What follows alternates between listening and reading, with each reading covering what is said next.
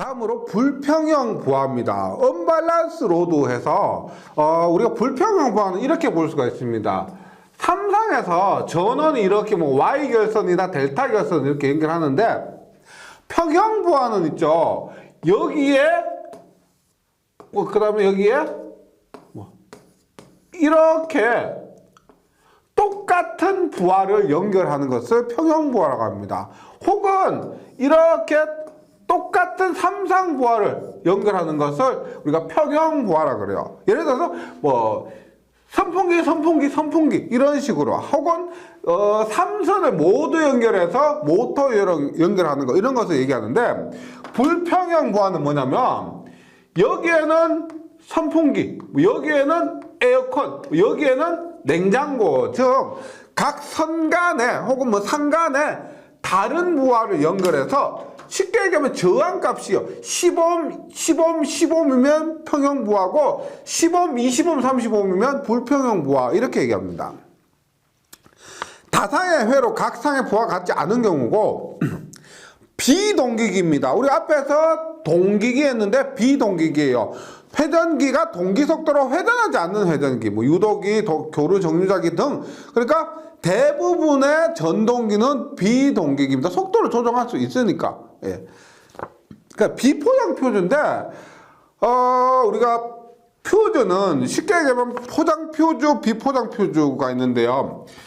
표주가 끊어지면은 아크가 튀죠. 맞죠? 그 튀는 아크가 우리가 밖으로 새지 않도록 뭐 포장되어 있다, 어떤 것으로 덮여 있다라고 하면 포장 표주고, 그 아크 튀는 것을 방지하지 못한다 그러면 비포장 표주, 이렇게 이해하시면 되겠습니다. 포장 표주 이외의 표주를 말하고 방출형 표주를 포함한다. 뭐 아크, 불꽃이 방출되느냐 안 되느냐, 이런 것으로 구분해 주시기 바랍니다. 사이리스터는 우리가 보통 SCR이라고 하는데, 트랜지스터 들어보셨죠? 다이오드, 그런 것처럼 반도체 소자의 종류입니다.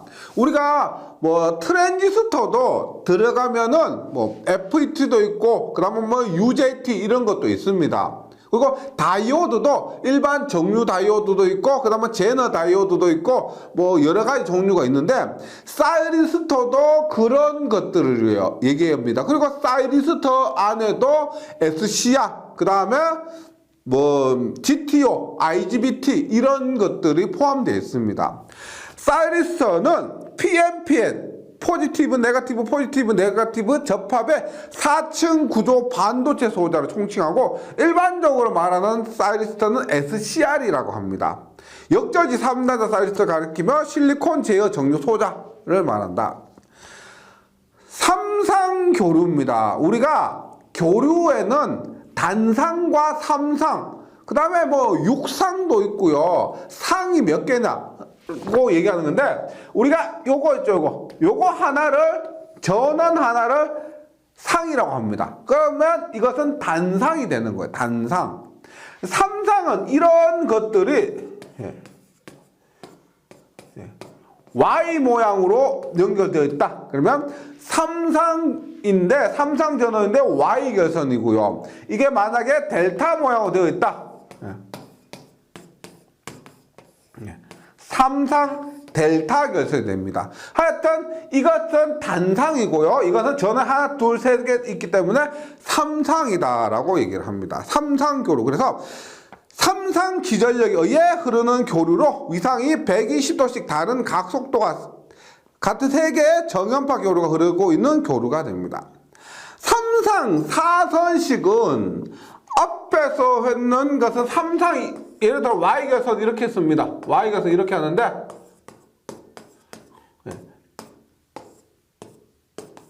이것이 하나, 둘, 셋 개라고 해서 삼상이고요. 선은 어떻게? 선은 한 가닥, 두 가닥, 세 가닥 해서 이렇게 하면은 삼선입니다. 근데 삼상 사선식은 여기서 중성선까지 해서 네선이 됩니다. 네선. 우리가 선을 얘기할 때 중성선이고요. 접지선, 접지선은 얘기하지 않습니다. 선의 개수 얘기하지 않고 중성선까지 있으면 4가닥, 중성선이 없으면 3가닥이에요. 그래서 3상 4선식은 일반적으로 Y결선에서 하나, 둘, 3개에다가 중성선까지 한 결선을 말합니다. 전압선 3가닥과 중성선 1가닥으로 이루어진 방식으로 일반적으로 Y결선을 얘기합니다.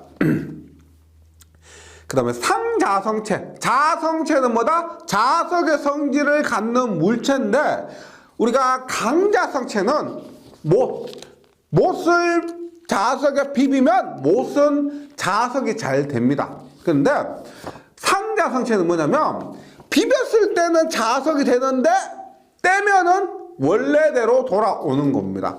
이런 물질. 그래서 철 같은 것은 우리가 강자성체입니다. 철, 니켈, 코발트, 망간 이런 것들인데, 상자성체는 자기장 안에 넣으면 자기장 방향으로 약하게 좌화되고 자기장이 제거되면 좌화되지 않는 물질입니다. 원래대로 돌아온다는 거. 이것은 알루미늄, 주석, 백금, 산소, 공기 등이 속합니다. 그럼 상호 인덕턴스. 상호 인덕턴스는 우리가 이렇게 보시면 돼요.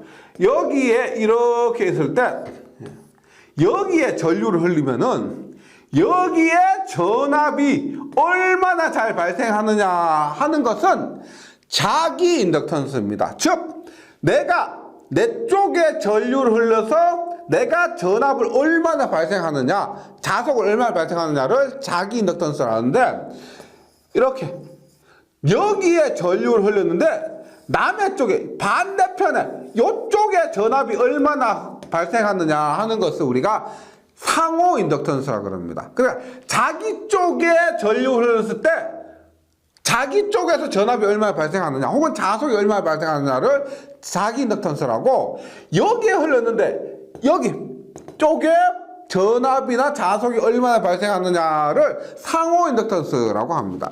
네. 말은 좀 어려운데요.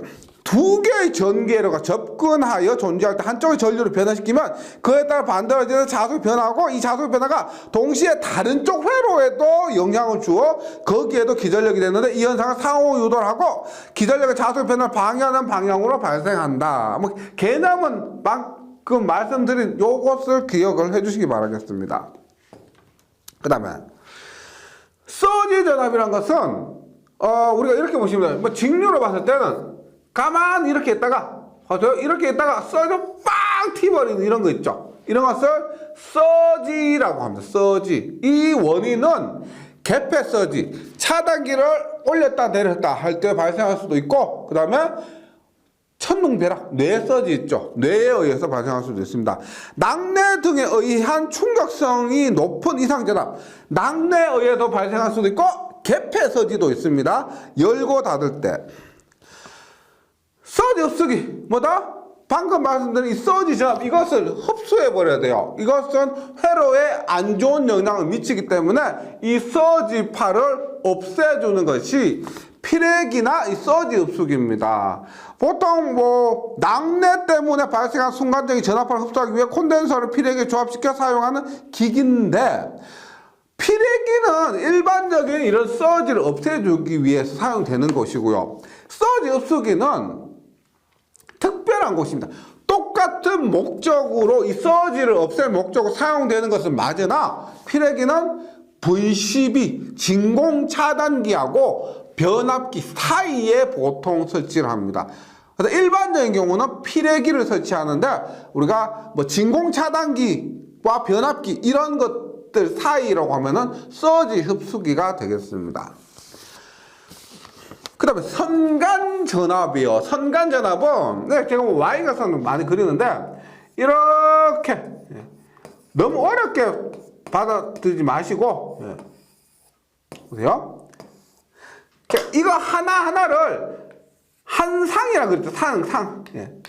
상이라고 했기 때문에 여기에 걸린 전압을 VP라고 하고 상전압이라고 합니다. 이것도 상전압, 이것도 상전압, 이것도 상전압이에요.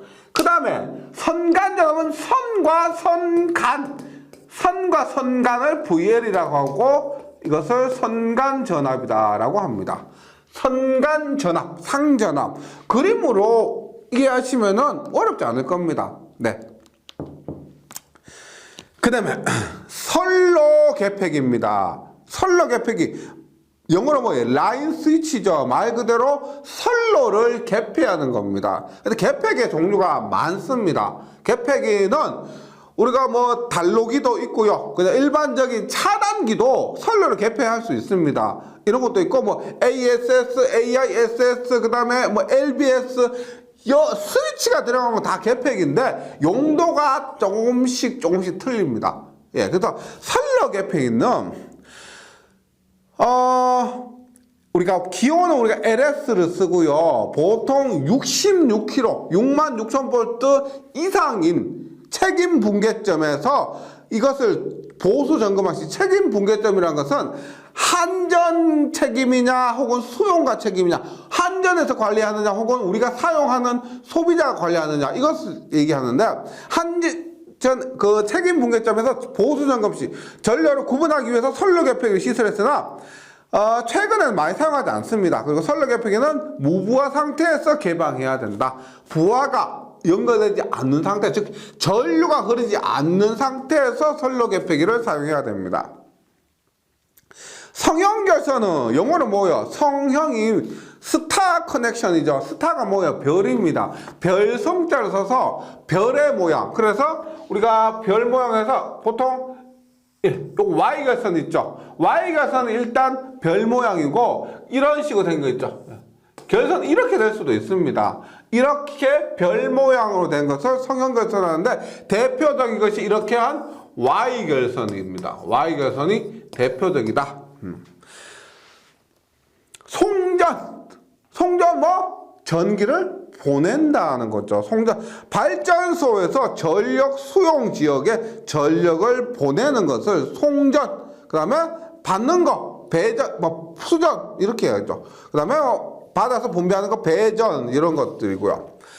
송전 손실은 트랜스미션 로스 해서 로스가 손실이죠. 즉 송전을 하면은 예를 들어서 우리가 전기를 이렇게 보내요. 발전기에서 전기를 만들어서 이렇게 보냅니다. 그러면 이 전기가 전선으로 보내죠. 맞죠? 무선으로 못 보내죠. 송전은. 여기에서도 저항에 의해서 열이 발생합니다. 이건 뭐다? 열은 손실입니다. 그래서 송전하는데 이런 선로의 저항 등에 의해서 열이 발생하는 손실을 송전 손실이다 이렇게 보면 됩니다. 말은 어렵죠. 전력 개통에 각 발전소에서 개통의 부하, 복합 부하에 주어지는 전력과 결부하여 개통 내에 생기는 전손실. 참 어렵게 표현했지만 이런 식으로 이해해 주시기 바랍니다. 송전, 선로라고 해서 우리가 전선만을 얘기하는 것이 아니고, 예를 들어서 우리가 철탑이 이렇게 있으면요. 철탑이 이렇게 있으면, 전기가 이렇게 오는 거죠. 이렇게 옵니다. 이렇게. 이렇게 하죠. 그러면, 일단, 전기를 보낸 선로에 뭐가 있느냐? 이러한 전선이 있고요. 전선. 이 철탑 같은 것은 우리가 지지물이라 그래. 지지물. 그 다음에 여기에는 우리가 애자가 있죠. 애자. 전선과 지지물 사이에 애자. 그 다음에 전봇대 같은 경우는 여기 전선 넘어지지 말라고 뭐 있다? 지선 있죠. 여기 지선. 이러한 것들이 모두 전선로입니다. 전선, 애자, 지지물, 지선 이것이 전선로, 송전선로에서 그 송전하는데 필요한 전선로 이렇게 보시면 되겠습니다. 그래서 발전소 또는 변전소 상호간 또는 발전소, 변전소 사이를 연결하는 전력 공급용의 전선로를 말한다고요. 그 다음에 수용률인데 수용률을 한번 보도록 할게요. 수용률은 어렵게 받아들이지 마시고 얼마나 수용하느냐 이겁니다. 예를 들어서 우리가 우리 가전제품 총 통틀어서 뭐 예를 들면 다리미 1kg, 세탁기 뭐 0.5kg 다 해서 우리가 뭐 10kW, 우리 집에는 전기가 10kW라고 했는데 그 중에서 아무 아무리 동시에 많이 써봤자 6kW를 쓰더라. 뭐 에어컨하고 히터하고 같이 안 트니까 이런 걸 제외했을 때 동시에 6kW가 쓰더라. 그러면 10kW분의 6kW에서 10분의 6 하면 0.6, 즉 수용률이 0.6이다. 이런 개념입니다. 동시에 얼마나 사용하느냐 이 정도로 얘기해요. 그래서 어느 부하의 최대 전력이 지금 10kg죠. 최대 전력을 취부 전력으로 나눈 100분의 취부 전력이 실제 사용하는 전력을 얘기합니다. 이거 측정하는데 날을 기간으로 한 것을 뭐 일, 월, 연을 기간으로 하는 것 등이 기간에 따라 다르다. 아크 용접, 우리 일반적으로 많이 하는 것이 아크 용접입니다. 금속 용접으로서 아크를 날려 용접봉 자신을 녹여서 붙이는 아크 용접이고요. 안정도, 안정도는 생각하는 것과 조금 다르실 거예요. 안정도는 어떤 개념이냐면 우리가 그 편안한 상태에서 전력을 보낼 수가 있습니다. 그럼 정태 안정도예요. 그런데 부하가 막 변하거나 그 값이 변할 수가 있어요. 이것을 우리가 뭐 과도 안정도 이렇게 얘기를 합니다. 그러니까 우리가 어떤 상황에서는 전력을 안정하게 보내줘야 되는데 그 상태가 부하가 변하지 않는 상태냐 혹은 부하가 변하는 상태냐 그 상태에 따라서 전력을 얼마나 보낼 수 있느냐 하는 것을 우리가 안정도라고 합니다. 그래서 전력기기라든가 송전선의 경우에는 불변, 즉 안정된 상태, 변하지 않는 상태 또는 서서히 변화하는 부하에 대해서 지속된 전력을 안전하게 보내는 비율 이런 것들을 얘기하는 거죠. 예. 안정도가 해서 그래서 뭐 정태 안정도, 뭐 동태 안정도, 과도 안정도 이런 종류가 있습니다.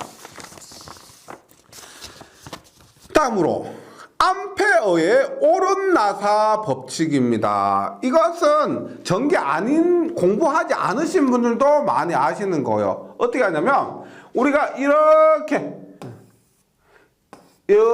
코를 감아요. 코를 감고 전류를 흘려주면 전류가 플러스에서 마이너스로 이렇게 흐르게 되죠. 이럴 때 전류를 흘리면 자속, 즉 자석 N극에서 발생하는 이거 있죠. 예. 이거 자속이라 하는데 N극에서 발생하는 이 자속이요 전류를 흘려도 똑같은 게 발생이 됩니다. 즉 자석에서 발생할 수도 있고 전류를 흘려서 발생할 수 있는데 앙페르의 오른나사 법칙이라는 것은 이렇게 전류의 방향의 오른나사에서 전류의 방향이 이렇게 됐을 때 엄지손가락의 방향이 자석의 방향이다 해서 앙페르의 오른나사 법칙은 전기 자기학에서 배우게 되는데 쉽게 얘기하면 전류의 방향에 따라서 자석의 방향을 알 수 있는 법칙입니다. 어느 방향이냐. 그러니까 전류가 이렇게 흐르면 자석은 이쪽 방향이에요. 만약에 전류가 이렇게 흐르면 자석은 이쪽 방향입니다. 그 방향을 알 수 있는 법칙. 크기가 아니고 방향입니다. 전류에 의해 생기는 자기의 방향을 찾아내기 위한 법칙 이렇게 이해하시면 되겠습니다. 그 다음에 에노드는 뭐냐면 우리가 예를 들어서 이렇게 보시면 되겠죠. 전기에서 이게 뭐 이게 플러스 극이고 마이너스 극이죠. 건전지에서 플러스 극 마이너스 극입니다. 그랬을 때 다이오드 이게 다이오드인데 다이오드에서 플러스 마이너스 이렇게 하는 것이 아니고 우리가 다이오드에서 플러스 극 마이너스 극 하는 것이 아니고 이것을 플러스를 에노드 마이너스를 캐소드라고 합니다. 즉 다이오드에서 플러스 극을 에노드 마이너스 극을 캐소드 이렇게 명칭을 붙인 거죠. 플러스를 에노드 마이너스를 캐소드. 트랜지스터 가면은 우리가 뭐 이미터, 컬렉터, 베이스 이렇게 얘기를 합니다. 이미터, 베이스, 컬렉터 이렇게 얘기하는데 우리가 다이오드에서는 에노드, 캐소드, 게이트 이렇게 얘기합니다. 에노드, 캐소드. 그 다음에 SCR 있죠. 조금 전에 SCR에서는 에노드, 캐소드, 게이트 이렇게 합니다. 그래서 에노드라는 것은 이런 반도체, 소자, 다이오드 같은 것에서 플러스 극 있죠. 그것을 얘기한다는 것. 에자 전기공사에서 전선 기타 이것을 지지하는 데 쓰이는 도치의 절연물로 사용 목적에 따라 다른 종류가 사용된다. 근데 이런 것들 공부하면서요, 혹시 애자라는 것이 한번 들어는 보셨을 겁니다. 뭔지 기억이 떠오르지 않는다 그러면 한번 인터넷에 가서 한번 애자 한번 찾아보세요. 그럼 굉장히 많습니다. 보통 네이버에서 많이 찾으시는데, 보통 이런 공부하실 때는 네이버보다 구글이 더 많습니다. 더 많은 자료를 찾을 수가 있고요. 그래서 애자도 생각이 잘 안 나시면은 한번 찾아보시면은 사진으로 보면 그거 바로 떠올리실 겁니다. 애자는 전선과 지지물 사이에, 예를 들어서 우리 전봇대가 이렇게 있다고 하면은 이렇게 우리가 전선이 전봇대로 들어가죠. 그런데 전봇대 바로 연결하는 것이 아니고 이렇게 애자를 통해서 이렇게 가는 거죠. 그래서 전선과 지지물을 절연하기 위해서 사용하는 건데, 보통 우리가 나오는 것은 현수애자, 그 다음에 그 라인포스트 애자, LP 애자, 그 다음에 노브 애자 혹은 높 애자, 이런 것도 우리가 공부하면서 많이 나오게 됩니다. 약전류 전선은 말 그대로 전류가 약하는 겁니다. 전력을 공급하기 위한 목적이 아니고 신호를 공급하기 위한 목적으로 사용되는 겁니다. 그러니까 내가 이 전선이 있는데, 이 전선에는 전력, 그러니까 큰 전류가 흐르는 것 목적이 아니고 통신, 그러니까 데이터 신호 같은 거 있죠. 그런 작은 전류가 흐르는 선이다, 이렇게 이해하시면 되겠습니다. 전신선, 전화선 및 기타 약전류 전기의 전송에 사용되는 나선, 피복선, 케이블 등을 말하는 것으로, 그 외에 소세력 회로의 시설 및 출퇴근 표시 등 회로의 시설에 교정하는 전선을 말한다. 보통 60V 이하의 전압이 있는 그런 전선이 됩니다. 약전류 전선 혹은 소세력 회로, 전부 데이터 전송용으로.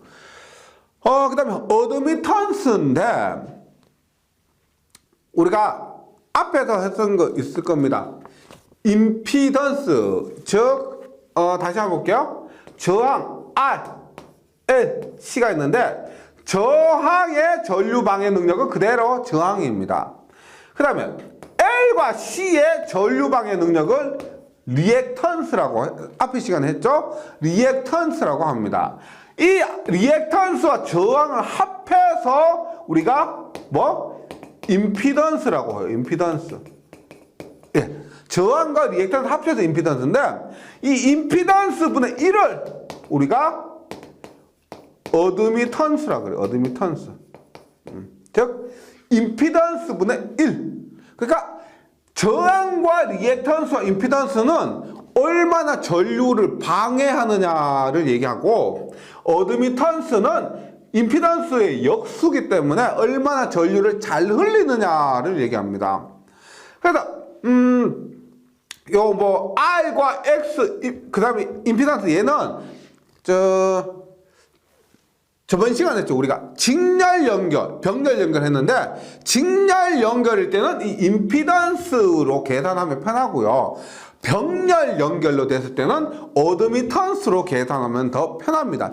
반대 개념이기 때문에요. 예, 그래서 어드미턴스는 교류 회로에서 흐르는 전류와 거기에 가해지고 있든가 또는 발생하고 있는 전압과의 임피던스의 역수로 다니는 지멘스입니다.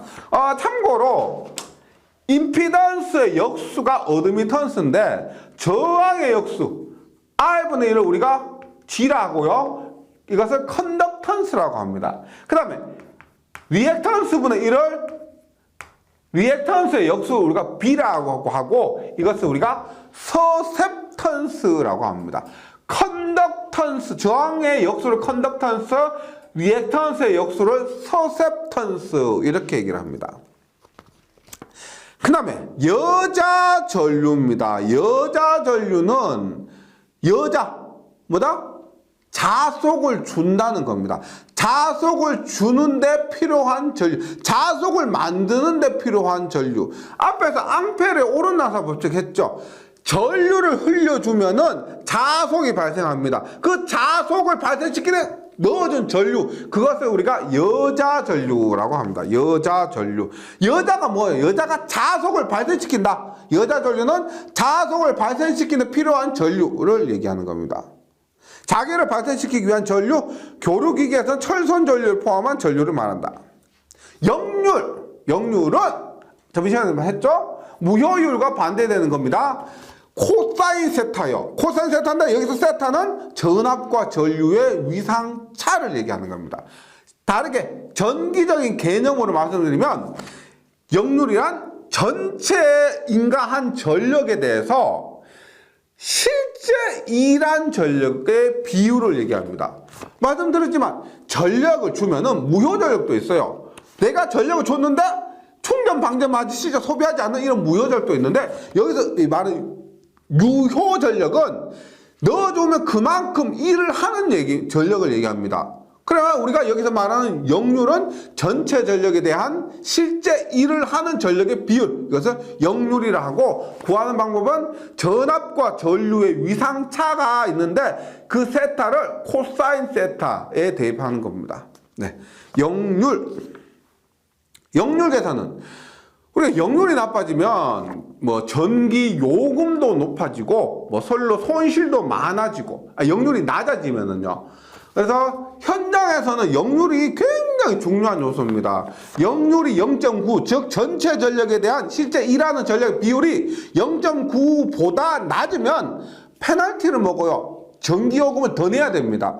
근데 만약에 역률 0.9보다 높아요. 전체 전력에 대한 실제 일하는 전력 비율이 높으면 전기요금을 깎아줘요.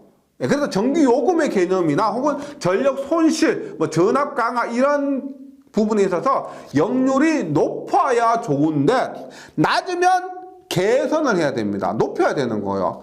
그것을 우리가 역률 개선이다 하고 방법에는 뭐 전력용 콘덴서 등을 사용해서 하는 방법이 있다. 역호는 우리가 전기 전체에서 쓰는 거 아니고 수은 정류기에서 거꾸로 흐른다는 겁니다. 수은 정류기에서 정류 전류와 반대 방향으로 전류가 흐르는 현상을 역호라고 합니다. 역호. 그래서 역호는 다른 부분엔 잘 나오지 않고요. 전기기기 수은 정류기에서 나오는 단어이기 때문에 그냥 요거 그대로 받아들이시면 되겠습니다. 예, 뭐 용어 계속 하고 있는데 말씀드리지만 들으면 들을수록 반복하면 반복할수록 익숙해집니다. 용어가 자신이 생기면 전기에 자신이 생긴다는 거 명심해 주시고요. 오늘 또 복습 계속해 주시기 바랍니다. 정리 잘 해주시고 저는 다음 시간 다시 뵙도록 하겠습니다. 수고하셨습니다.